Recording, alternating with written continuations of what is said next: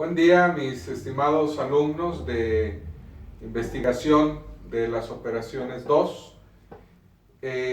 Como ya hemos planteado en un video anterior, que yo espero hayan tenido ya oportunidad de verlo, vamos a estar trabajando en esta dinámica con el propósito de recuperar un poco del tiempo que debido a mi incapacidad pues hemos perdido, y vamos a retomar también pues nuestro curso, y les recuerdo que estamos en la unidad 1 todavía, por supuesto, que tiene que ver con la programación dinámica.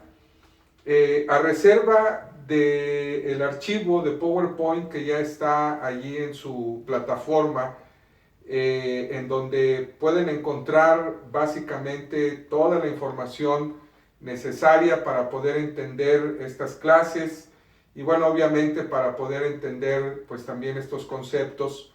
La intención de este video es empezar con esta primera sesión a explicar y aclarar un poquito lo que ven en la presentación del PowerPoint, y también retomar un poco de lo que ya hemos hablado, de lo que tuvimos oportunidad de hablar en la última clase.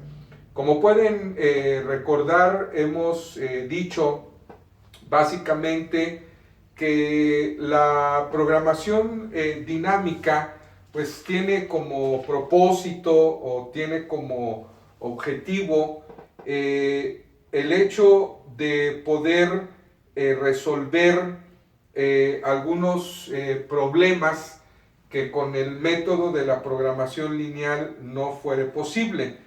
Cuando aparecen ciertas variaciones en los parámetros, pues los casos, como ya dijimos, pueden resolverse con la programación dinámica. Tenemos que recordar también que la programación dinámica puede ser determinística, es decir, usando los parámetros del problema que ya se conocen, o bien la programación dinámica puede ser probabilística o estadística si dichos parámetros vienen determinados o dados por una función de probabilidad. Esto es algo de lo que ya habíamos comentado, y empezamos tratando de explicar el asunto de la programación dinámica de la forma determinística con el problema de las monedas, que yo espero que lo puedan recordar, y cómo ese pequeño ejercicio nos ayudó a entender varias cosas de la programación dinámica determinística que ya habíamos comentado. Primero, pues la manera de resolver o de abordar o de tratar los problemas con esta programación es descomponer el problema en pequeños subproblemas e ir utilizando la solución de cada uno de estos para llegar a una solución general del problema. Pero también, por otro lado, como ya hemos señalado, la manera de utilizar pues este tipo de programación es a través de la llamada fórmula recursiva, que pues no es otra cosa sino encontrar una ecuación, por decirlo de alguna manera, que en reversa nos pudiera ayudar a resolver el problema. Básicamente, incluso comenzamos sabiendo algunos datos que incluso tienen que ver un poco con el resultado, como era el asunto de las monedas. Sabíamos lo que teníamos que hacer y fuimos descomponiendo el problema en pequeñas etapas, y la solución de una etapa anterior nos fue ayudando a encontrar la solución para una siguiente etapa, y finalmente la solución para el problema general. En esta ocasión, como pueden ver ya en el pizarrón, y como habíamos solicitado de ustedes alguna tarea ya, pues es empezar a abordar lo que se conoce como el método de la mochila. Y bueno, primero que nada, tendríamos que decir que este problema o este modelo representa una situación que tiene que ver con asignación de recursos de manera general, en el cual se van utilizando recursos limitados por varias actividades propiamente económicas. Es decir, vamos a tener en este tipo de problemas una situación que tiene que ver con asignar ciertos recursos a una actividad con el propósito de obtener los máximos beneficios. Eso es básicamente lo que se quiere decir. Y el objetivo, en este caso del método de la mochila, pues es maximizar el rendimiento total. Quiero subrayar esta situación y me gustaría que ustedes lo tuvieran presente. El método de la mochila tiene como objetivo principal el poder maximizar el rendimiento total. Esto quiere decir entonces que vamos a estar hablando de situaciones de maximización de beneficios o de rendimientos. Ahora, algo que incluso recuerdo platicaba con uno de sus compañeros de clase, el método de la mochila también es conocido como el método del barco y como el método del jet o como el método del piloto. Y trataba en aquella ocasión de traer a la reflexión a su compañero, y bueno, ahora pues les hago la misma reflexión a ustedes o les atraigo a su reflexión y les hago la misma pregunta. Fíjense cómo de alguna manera pensar en este método como el método de la mochila o el método del barco o el método del piloto del avión.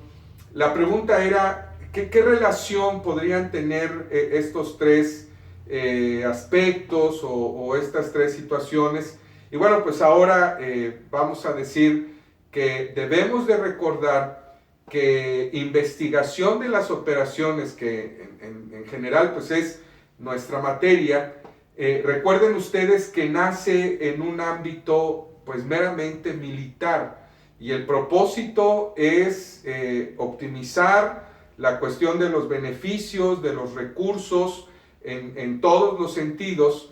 Y bueno, pues no queda raro pensar entonces que cuando hablamos de este método como de la mochila, pues podríamos pensar en las mochilas de los soldados o en un piloto de avión meramente militar o en un buque, es decir, un barco de la milicia.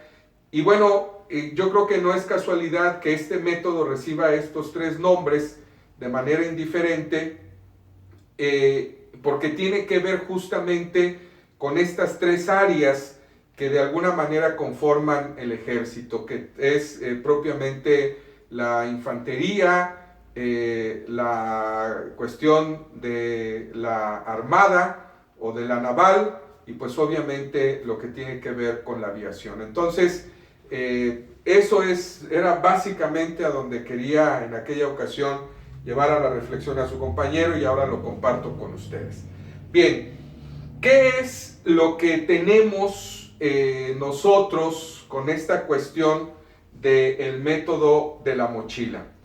Fíjense muy bien, es muy importante observar lo siguiente.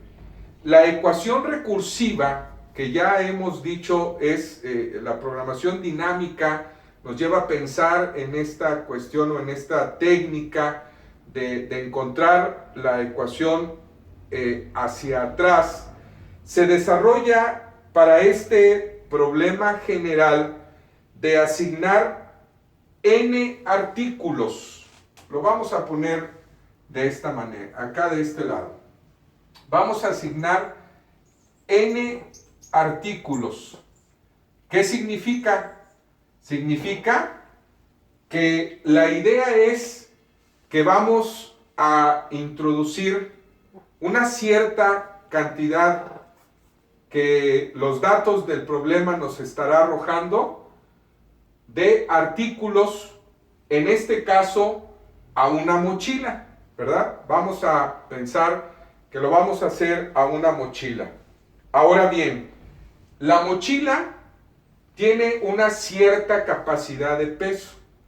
Quiere decir entonces que los artículos que se van a introducir a la mochila, pues obviamente ese número n de artículos tendrán que estar en función de la capacidad del peso. Ahora, aquí es muy importante entender que hay una cuestión que tendríamos nosotros que revisar. Por ejemplo, que este problema pudiera verse de una multiforme cuestión de variables. Aquí solamente vamos a tomar en cuenta el peso, porque puede ser que existan algunos artículos que por el peso podrían ser introducidos a la mochila, pero que por el volumen no pudieran ser introducidos a la mochila. Ese ya es otra manera de pensar en un problema de estos, pero no lo vamos a abordar. Solamente a mí se me ocurre, imagínense que tienen una bolsita de plástico en donde quieran introducir un globo. Pues puede ser que por el peso el globo sí pudiera entrar, es decir, caber, o la bolsita sí pudiera soportar al globo, pero por las dimensiones pues sería difícil introducirlo. Por esa razón es importante señalar que en este caso en particular, en el método de la mochila es introducir una cierta cantidad de n artículos en una mochila que tiene una determinada capacidad de peso. Y observen, esto es lo importante, está determinada por la variable W, que en inglés, pues obviamente podríamos nosotros pensar weight, que es peso. Otro elemento importante que tenemos nosotros que considerar en este modelo de la mochila es justamente la siguiente variable, que es la cantidad de unidades, n artículos, del artículo I, ¿de acuerdo?, en la mochila. Y esta cuestión está determinada por la variable m minúscula I. Esto es la cantidad de unidades del artículo I, de un determinado artículo que vamos a introducir en la mochila. Otro elemento importante a considerar en este modelo es el ingreso o el beneficio unitario que vamos obteniendo de ir introduciendo en nuestra mochila la n cantidad de artículos y sobre todo la n cantidad de cada uno de los artículos I que vamos a ir introduciendo. Eso quiere decir que a cada diferente artículo se le asigna un ingreso o un beneficio unitario por ser introducido en la mochila. Y finalmente, en el método de la mochila, nosotros encontramos el peso unitario de cada artículo I, que está determinado por esta variable. Bueno, el ingreso es RI y el peso unitario de cada artículo es WI. Entonces son elementos importantes que debemos de considerar para abordar el método de la mochila. Les pido que por favor ustedes sigan revisando la información que está incluida en la presentación de PowerPoint, y en una siguiente sesión estaremos hablando de cómo se construye la ecuación recursiva y de cómo es que se trabaja con este método de la mochila. Les agradezco mucho su atención, que tengan un buen día.